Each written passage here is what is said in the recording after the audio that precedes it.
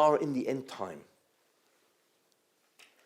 What does that mean? That means for 4,000 years, we have been involved in the tikkun process. But now, the tikkun process is almost over, if not over. We are now involved in the Messianic process. Remember what I told you? We are in the concept called Aschalta de Geula, which is astounding. Because this is Act 3, Scene 3, you see. And as far as I'm concerned, we are in the Messianic process. We have left Ikvus de Mashiach. We are now Aschalta de Geula, which is the real beginning of the Messianic process. And we have to understand, and that's, what does that really mean? So I need to tell you the concept of a creation calendar, which is very valuable to understand. We know that the world was created in 6 days. And we know also that the Gemara says that the world will exist 6,000 years. Shisa alfei shnin hevu alma. The Gemara says in several places that the world will exist for 6,000 years. And that's it. After 6,000 years, it's over. Okay? And by the way, the Mashiach has to come before the end of the 6,000 years. He comes before, and his reign ends in the 6,000th year. And the 6,000th years is the English year 2240. It's very close, 2240. You know, it's maybe 223 years to go, whatever, and so on. Okay. And after 2240, then what begins is the Zikuch. If you remember what I told you, the world begins to reverse itself physically, and it becomes a spiritual world. Takes a little time, but the process of Zikuch begins in the year 6000, which is the English year 2240. Great. So 6,000 years. Why? Because there's 6 days of creation. Each day of creation is equivalent to 1,000 years. Like David HaMelech says, 1 day in your eyes is like 1,000 days in us. So therefore, 6 days in your eyes is 6,000 years in us. Now, in this cheshbon, in this calculation, if you think about it, the most important day in many ways is the last day, 5,000. The year 5,000 is equivalent to Friday, the 6th day. But Friday is Erev Shabbos, isn't it? So Erev Shabbos is when you begin to think about Shabbos. That's why Friday, which is the year 5,000, that's the beginning of the 6,000th year, 5,000. The English year 5,000 was 1240, and there are many things that happened, which I'm not going to go into. So therefore, that's Erev Shabbos.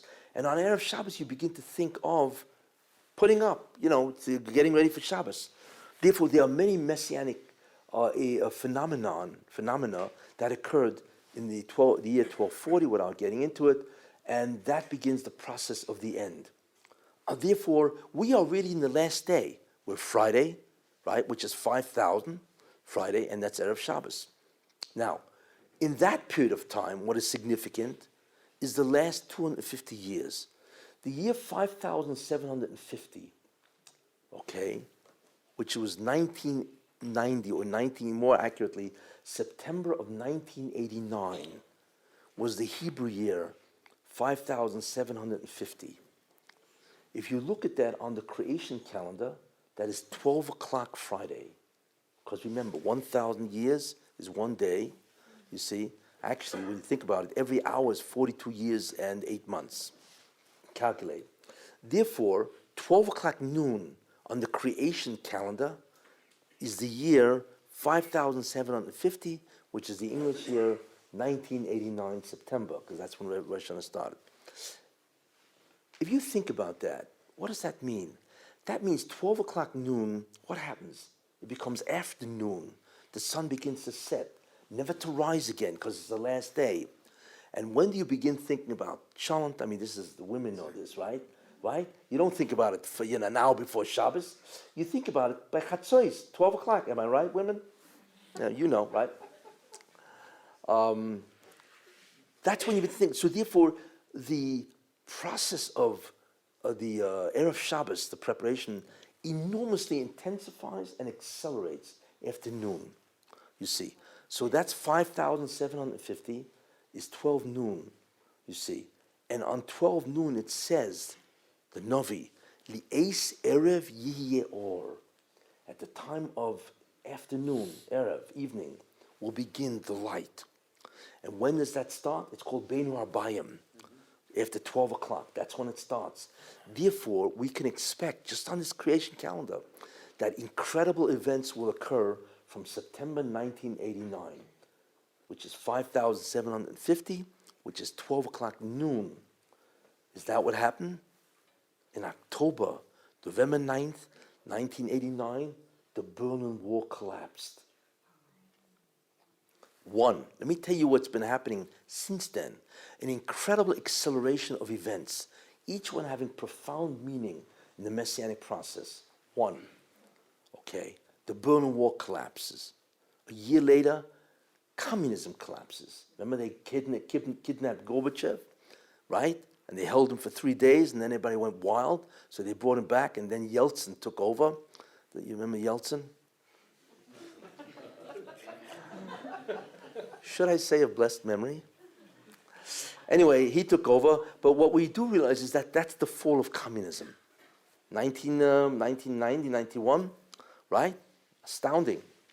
Not only that, the World Trade Center in 1993 was bombed once by the Arabs, and then, of course, 9/11, twice. Not only that, we see the rise of Islam, right? You never saw Arabs before. When did the first Intifada start? Right around 1989. That's when it started. Why? How do we understand the rise of Islam? You never saw people walking around with bed sheets on their head, right? But now you saw guys walking around with bed sheets on their head, right? You saw Arabs, and they were all over the place. That's called a kafir, but it's still a bed sheet. You saw Arabs walking around. It was incredible what was happening. You see, why now? Why all of a sudden are the Arabs coming out and dominating, especially in Israel? But more than that, all over the world. They're all over the place. Why? And not only that, we are witnessing the fall of the Arabs. Every Arab state is basically a failed state. It's incredible. They rise and fall. Take a look at this, right? What do we have? We have Libya, Egypt, Lebanon, Iraq, Afghanistan, Syria, right? Yemen. It's incredible. And the Jews have not fired a bullet. Think about that. That's why the whole tactic of the Israeli army is different, because there are no enemies really. Yeah, they're terrorists, but the enemies are no longer the nations called Arabs. I mean, Syria can't make war. It's being destroyed in front of us. All of them are being destroyed. Jordan is going to totter, right? It's already tottering, and Abdullah is very anxious, obviously. And Egypt is tottering because of ISIS and so on. It's astounding where God says, and this is the beauty of the Messianic era. There are 3 verses that you need to know, and they always characterize a Messianic process. 1, Even moasu haboinim hoisaru l'rosh pino. The corner, the stone that the builders hated, despised, that became the cornerstone of the entire building. See? So there's always this guy. The second thing is of an ahapechu, that all of a sudden it became the cornerstone overnight. Shocking. And the last one is that you don't have to do a thing, like we had in last week's Parsha B'Shalach. Hisyatzvu ru'u, God says, don't do anything. Just watch what I'm going to do. That type of hashgocha is beyond belief, because it means that you don't have to really do anything.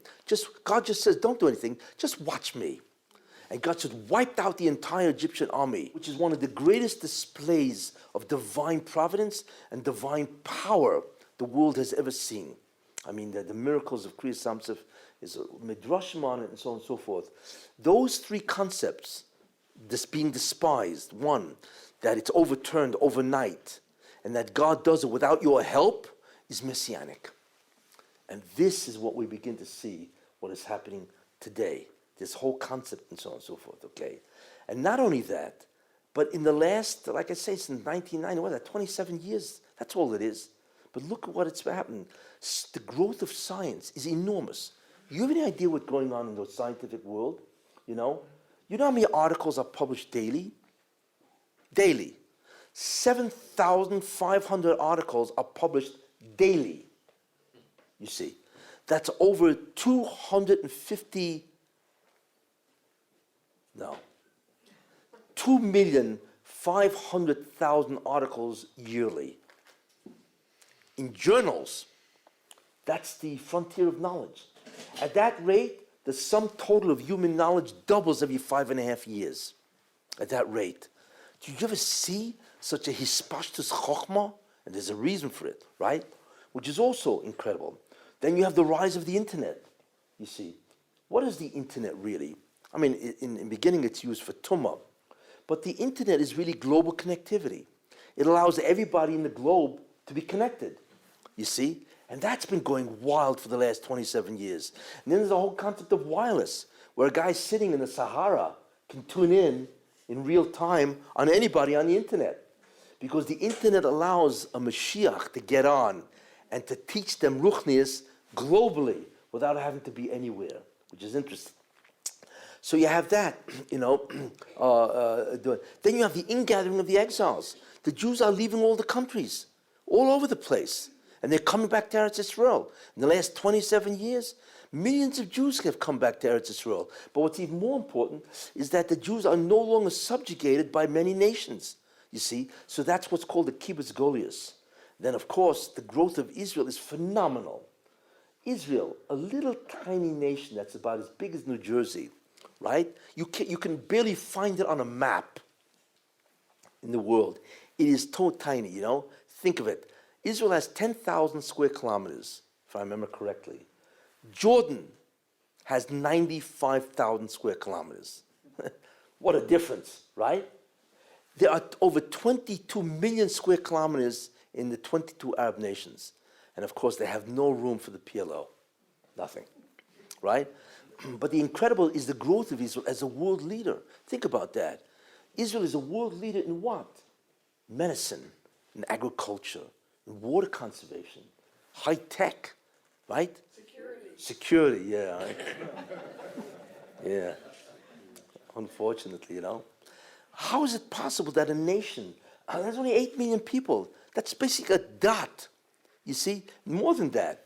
Do you know that Nobel Prize winners, the Jews number less than 1/4 of 1% of the world's population?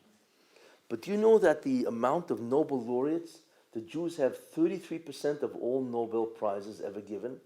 You ever see something like that? No wonder the Koreans, they're learning Talmud, by the way, because they figured out that the reason why the Jews are so smart is because Talmud. So they're actually translating the Talmud in South Korean. Because people realize there's something here. It doesn't make any sense. And that's happened in what? In basically the last 27 years, you know. And then, of course, you have Obama. Then you have the Trump phenomenon. You have Clinton, the stock market collapse, right? What is going on? Well, guess what? I'm going to try to cover all these topics, you know. But I'm just showing you what has been happening since 5,750, which is 1989, is beyond belief. Why? Because the key concept is the acceleration. God wants to end the process. That's why. You know, it used to be in history, you'd have to have at least 100 years between one event and the next. Today, all this has happened in 27 years. And let me tell you a very interesting Zohar. The Zohar says, Tchias HaMesim, which is resurrection of the dead. Okay? Resurrection of the dead. And that happens after the Mashiach ben David, the Davidic Messiah, comes. So the Zohar says the following. There's an argument. How long will Tchias HaMesim be? So the Zohar has an argument. One person says, authority says, that Tchias HaMesim will ensue 210 years. That's how long. But wait a minute. In order for the Tchias HaMesim, the resurrection of the dead, to ensue 210 years, right, it has to start right after the Mashiach ben David. But that means the Mashiach ben David has to come 210 years before the end. Well, what did I say the end was? Year 6,000. So if you subtract 210 years from 6,000, what year does it come out to? 5,790. Can you tell me how far that is from now? 13 years? That's frightening. That means, according to that Zohar, oh, and by the way, the other person says that the Tchias HaMesim will take place 214 years, which is 11 years from now.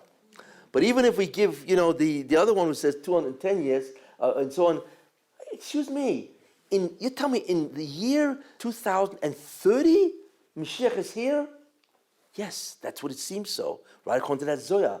But then you realize what's happening. If we're that close, then there's an enormous amount of acceleration of what's going on, you see. And that's why you're finding things that would have taken 1,000 years to happen. Look at this, right? Is happening in what? 27 years. Because God wants to end the entire matter. And we are now basically aschat de geula. It's no longer ikvis and Mashiach. We are mamish in the messianic process of the beginning of redemption, which is in many ways an astounding concept. Great. Now let's go into history.